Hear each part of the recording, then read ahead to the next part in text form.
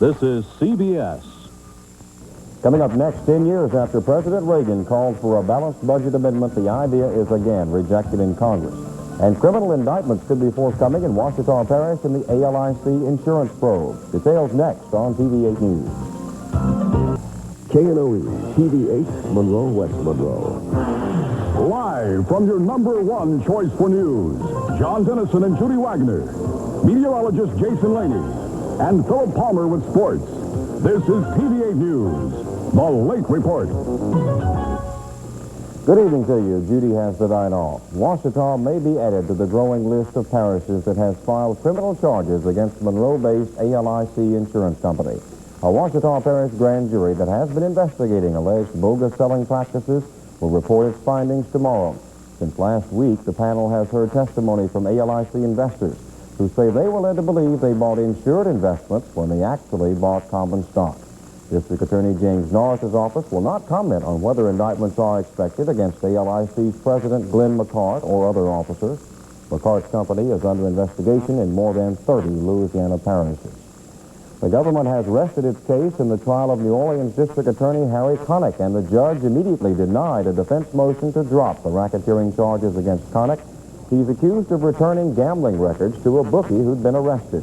When his defense opens its side of the trial tomorrow, it is expected to claim that Connick was merely following state law in releasing those records. In Monroe Federal Court, accused drug peddler Mike Battaglia was the first defense witness called as his trial entered its second day. Battaglia's lawyer is out to prove that his client was supposed to have gotten some lenient treatment in prosecution because he helped agents with other drug cases. Battaglia is accused of conspiracy to distribute cocaine and possession of the drug. Summertime is a busy time for Monroe's parks, and the summer of 1990 will prove to be a busy time for renovations. Forsyth and Bernstein parks will be upgraded for better appearances and to serve the changing needs of the people who go there. TV8's John Roa explains. Monroe City parks, such as Forsyth and Bernstein, have been in use for decades. But over the years, wear and tear have caused decay and haphazard layouts. So this meeting of various groups started the wheel of redesign in motion. The plan is to create a new layout for Forsyth and Bernstein, one which takes into account the needs of the handicapped, senior citizens, garden clubs, and so on. We felt that we should do something more comprehensive and just, take a look at both of our big parks that we have in the city. Helping out is landscape architect Janet Wells, who also teaches at Louisiana Tech. She is volunteering to work with architect students in organizing the requests of the various groups and design a new layout. A master plan situation, something that's very doable for the area. We try to avoid studies, because they get shelved. Okay, so what we're going to look at is there's potential development areas in Forsyth right now. Ideas such as playground equipment for handicapped children or a garden for the blind are being considered. In the end, Monroe could lead the way for Northeast Louisiana. The other parts of the country have been forerunners, but there's no reason to call ourselves behind either. We're right there, and I think it's time. Right now we're gathering the data of what we would like to be in the park, what the interest, and of course we're going to be looking for interest from the citizens, what they would like to see in the park as well. The design work begins in September. The final plans should be ready by December. John Roa, TV8 News. No matter that the Bayou State's economy is slowly improving, many people are choosing to leave Louisiana for better opportunities in other states. One truck rental company says it must bring in as many as 15 trucks a week to keep up with the demands of Northeast Louisianans who move out of state. And since all the trucks are outbound, none are coming in, which is why Ryder Rentals says it must charge extra for that one-way move. It all depends, and it's on the supply and demand system. In Monroe, we're short of trucks, so it's going to be less expensive to move to Monroe. If you're moving from Monroe to one of our areas that we have an overabundance of trucks, it's going to be a high cost to the mover. News adds that until the exodus slows up, truck rental rates will be slightly higher than other parts of the U.S. Still to come on the Late Report, NASA set some optimistic goals in putting the space shuttle program back in orbit. And Louisiana shrimpers are again embroiled in controversy over special nets that protect endangered turtles.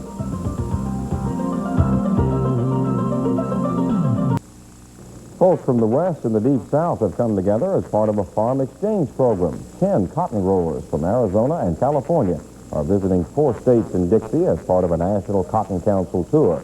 This program stopped in Morehouse Parish to let the farmers compare notes on land preparation, pest control, and harvesting techniques. Bonita grower John Shackelford hosted the group. Last week he was part of a Western tour and he learned about some different growing techniques.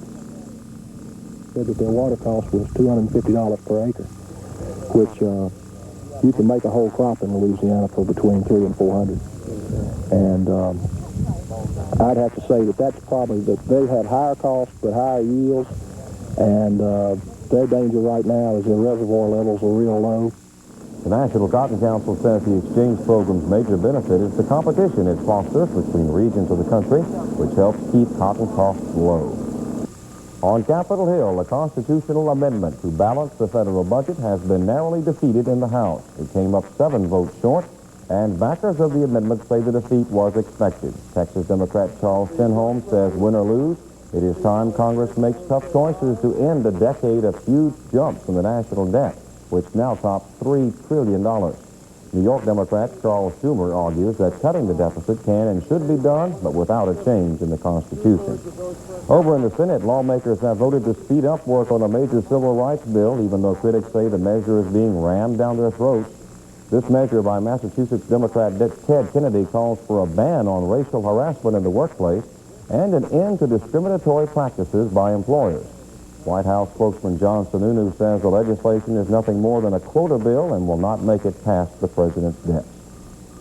Former Atlanta Mayor Andrew Young's bid to become Georgia's first black governor, I should say, is off to a rocky start. In the Peach State Democratic primary, Lieutenant Governor Zell Miller jumped to a strong early lead in the 5-man race. Young is now running a close second.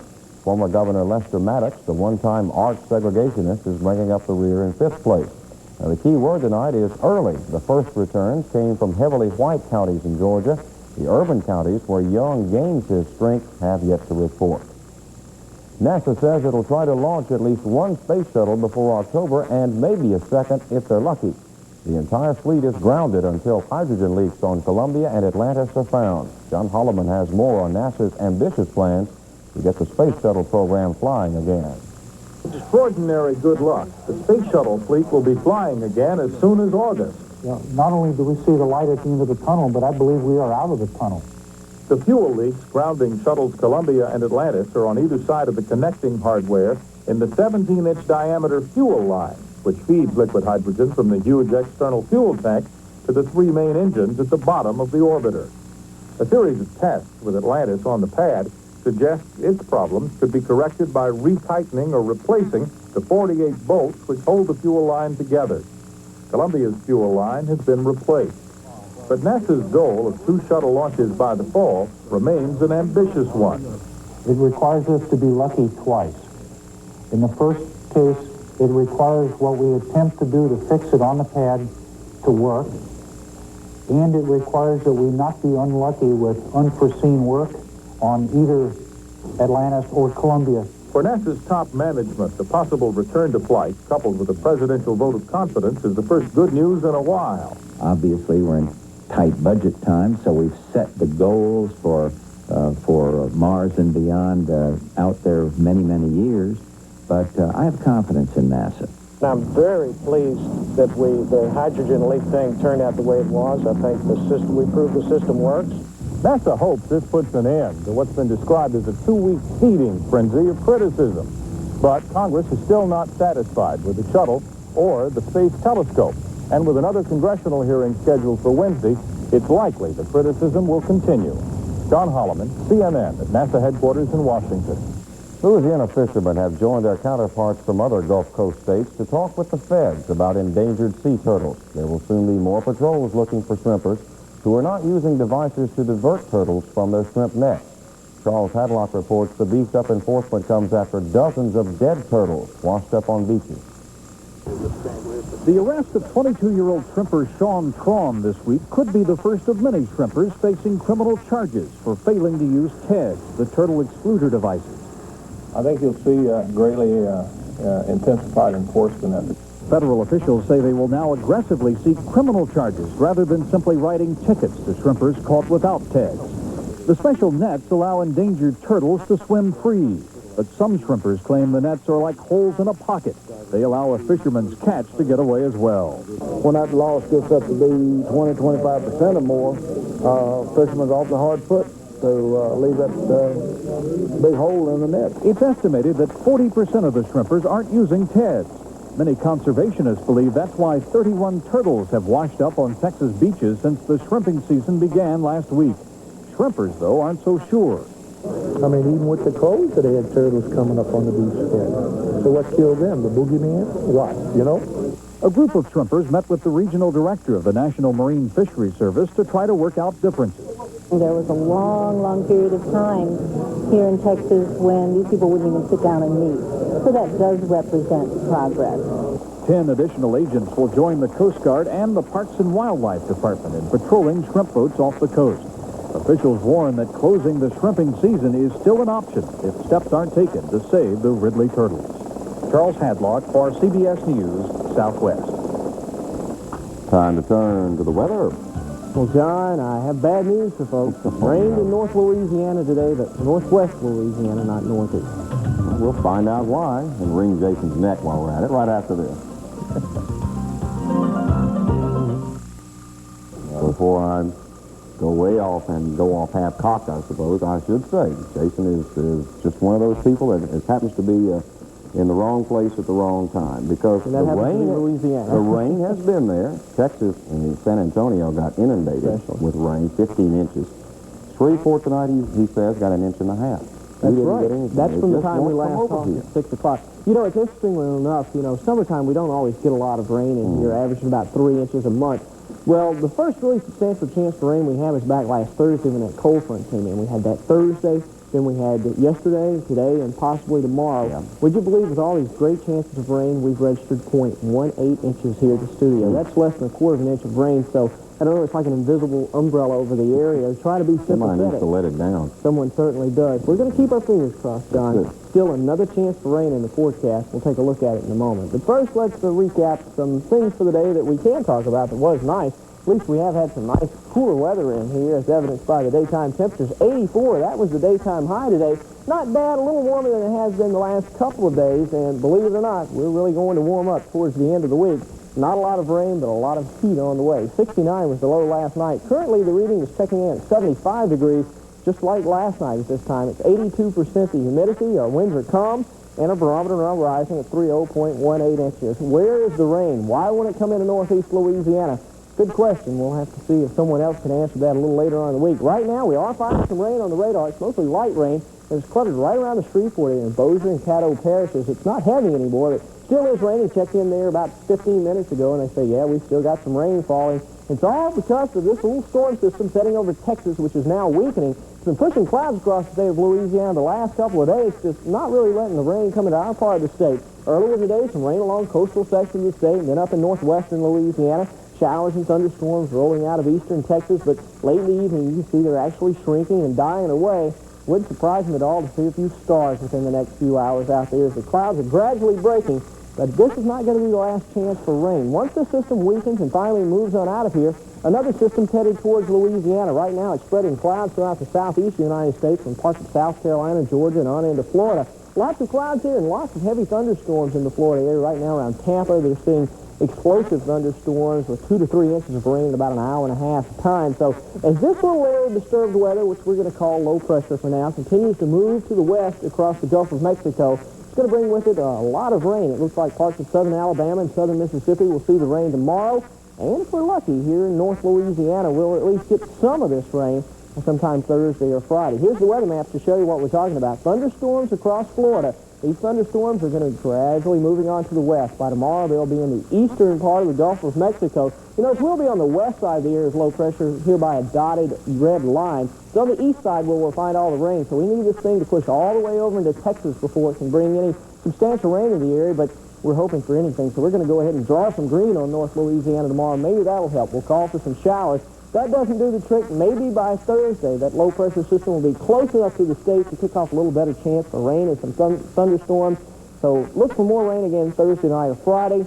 hopefully the third time will be a charm. We'll take a look at that in the forecast. First, let's check in with Freddie.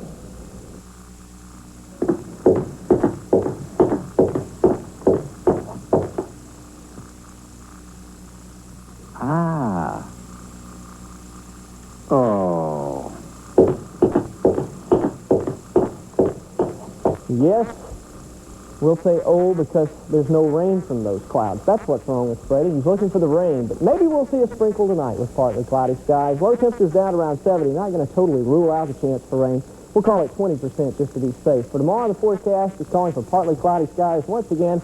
About a 40% chance for some scattered showers there. Temperatures a little warmer than today, up to near the 90-degree mark. Low 70s for lows tomorrow night. Forecast as we move on into Thursday reads like this: partly cloudy with some afternoon showers, but it will be a little bit warmer. Highs probably between 90 and 92 degrees. Then on down the line, extended forecast calling for the same. 72 for your low, 91 the high Friday. But a little rain on that forecast panel, so hopefully that will come to pass. 92 to 93 Saturday and Sunday. And of course, without all the rain in the area, they say, well, I'd like to do something, right? Well, why not adopt a duck and help out the West Monroe Boys and Girls Club, the Great Washita River Rubber Duck Race. If you want to know more about it, just dial 323-9954. They have all the answers on adopting a duck and helping out. And of course, hopefully later on in the week, we'll have all the answers to the rain situation. Not going to rule out the chances, but may have to wait till Thursday or Friday. Just sometimes. Thank you, Jason. The explosion was muffled, but the results are clear. A home in Ohio suffered damage when authorities blew up a bunch of nitroglycerin found in the basement. Close to 3,000 people were evacuated, and a lot of precautions were taken to prevent damage to surrounding buildings. Here's more from Keith Cate. Again today, there was the debate. Should the nitroglycerin found in the basement of this home be moved? Well, shortly before 1:30, the decision was finally made. We're not going to move it. Immediately, boards started going up over windows on homes next to this one, the house of Dana Taylor. Your order to evacuate the area. Yeah, I'm very nervous. I'm upset about this because I don't like this at all, and I don't like the idea of the fact that this explosives have been here for a while, and I have children. As you can see behind me, it's real quiet here along this street. We're about 4 blocks away from where they're actually going to set off the nitroglycerin. Even though people were told to leave here yesterday, police are going door to door and finding people like this woman, people who couldn't make it out on their own. Once everyone in this 12-block area was at what officials felt a safe distance, then came the long 1.5-hour wait for people like Kevin Carluck. You see, his house sits next door to Taylor's. So the only thing I can compare it to is there's a tornado coming towards your house, right? But you know it a day and a half in advance before it gets there. So all you do is sit there and wait. Then from the air, we waited and saw little. A small explosion on the ground. That's about it. There was a time charge set off by the Asian bomb squad. There was a secondary discharge, meaning that something was exploded by our charge, and that it did damage to the foundation of the house. You can see it behind us. Right, you can see right behind you. The windows are out here, windows out in the back. But still nothing like what so many had prepared for. As the board started coming off the windows and things returned to normal, only one person was left standing around saying, "I told you so." Told them what was in each bottle. And they said it was a laboratory, and his laboratory is no bigger than this, a kitchen table. But still, it was big enough to cause a big problem for nearly 3,000 people in this Piqua community. Something else. Here we got something else going on tonight in Major League Baseball. Right. We have history that was made in Major League Baseball, and we've got a lot of news coming out of the Saints camp in La Crosse, Wisconsin. All kinds of goodies. Stay tuned for Philip.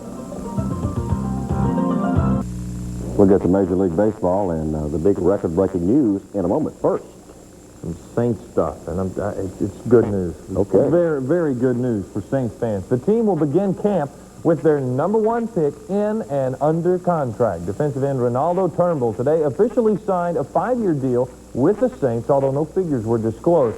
That's actually great news since the Saints have lost both of last season's starting defensive ends, Jumpy Gathers and Frank Warren. Ronaldo Turnbull stepped off the plane in La Crosse, an unsigned #1 draft pick. Within 45 minutes, he signed his 5-year contract and became an instant millionaire. It's exciting. It's a little bit scary, because, you've never been faced with that much money. You've never been given that much money. You've never probably even seen that much money or had that much money in your bank account. So although there probably might be positive aspects to it, there are also negative aspects. I think that just the fact that, I'm just this young, at the tender age and just coming into all this money at one time is kind of scary also. Being a contract holdout was not an option Ronaldo desired. He wanted to be here on time and says he never worried he wouldn't be. An NFL rookie now with 5 weeks experience. The Saints May minicamp now more valuable than ever. I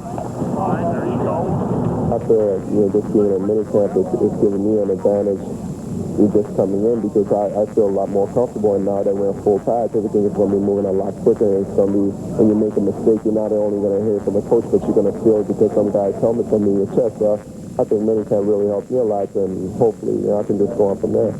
Ronaldo is anxiously awaiting Thursday. For then, his curiosity about playing at the next level, this time in full pads, will be answered. I'm looking forward to it, though. I think it's going to be a lot of fun. I'm just kind of curious to know how, much minicamp helped and how, prepared I am to play on this level. In La Crosse, Wisconsin, Mike Hoff for CBS News. In other Saints news, starting offensive lineman Jim Dombrowski has reached an agreement with the Saints and will report immediately to camp. Third-round pick Joel Smengi and fourth-round pick Jamon Winston also reached agreements today and will sign contracts later. The only rookie still haggling over his contract is fifth-round pick Charles Arbuckle. The district tournament in Ruston for Dixie Major All-Stars continued tonight with only one game, East Ouachita against Ruston. The winner would play West Monroe for the championship tomorrow. East Ouachita took an early 1-0 lead when Johnny Wade takes it back up the middle. Danny Edgards scored on the bad throw. Still in the first, Lyndon Carter would come to the plate, and he goes the opposite way. Drops in for a single, and Wade scores from second. East Ouachita led at this point 2-0. They'd add 2 more in the second. Toby Trischel finds a hole in the right side. Great try by Ryan Dick. In comes Jody Morris and Tony Trischel to make it 4-0 East Ouachita. Ruston didn't quit. Bottom of the second, Josh Franklin's drive to right center would score 2, although Jay Ham, who's trying to stretch it into a triple, would be gunned down at third. Still in the second, Brad Jones. He drives home another run for Ruston with a hit back up the middle. Don't have a final score yet, but right now, Ruston is leading this ballgame. They came back. It is 13-6 in the 7th inning. Now we move on to the big leagues, where a full night of play is scheduled. First, the National League. San Diego and Chicago played this afternoon, with the Cubbies coming out on top by 5. Cincinnati tops Montreal tonight by 4, and San Francisco hurting the Pirates by winning 6-3. Also tonight, Philadelphia losing a football game almost to Atlanta. 14-10 was the final there. New York, if they can win this ball game, will move to within 1 game of the Pirates in the National League East, and they lead it 5-2 in the 6th. St. Louis on top of Los Angeles, that is in the 8th. On the American League side, history was made in Boston. They're hanging close in the American League East. They are winning, or they won that game, 4-2. And now this score with Kansas City and New York. Let me make a mention of this. Bo Jackson is listed as a partial dislocation of his left shoulder. His status is day-to-day, not considered a real serious injury, but Kansas City winning this game tonight 10-7. Baltimore on top of Texas 5-3. Boston defeats Minnesota, as you saw. It was 1-0. Chicago and Detroit, the White Sox winning that one 7-3. Toronto on top of Seattle in the first, and Milwaukee, California tied at 0 in the first. LSU basketball coach Dale Brown says reserve guard Randy Duvall has been declared academically ineligible for the 1990-1991 basketball season. Duvall from Baton Rouge could possibly return for the 91-92 season, in which he would be a senior. And John Duvall, unfortunately, he would have had a chance to pick up a lot more playing time this year because Chris Jackson has gone on to the NBA, but he's going to have to sit out next year. That's the break. Thank you, Philip. We'll be right back. Little housekeeping now. Last night on the late report, we reported that former Ouachita Parish Police Jury Secretary-Treasurer Nell Mangum has asked for back pay from the police jury. In that story, it was reported that Mangum was fired by the jury. In fact, Mangum was allowed to retire from her post following an investigation into the way that she handled the police jury's books. And that's it for now. Thanks so much for joining us. From all of us here at TV8, have a good night.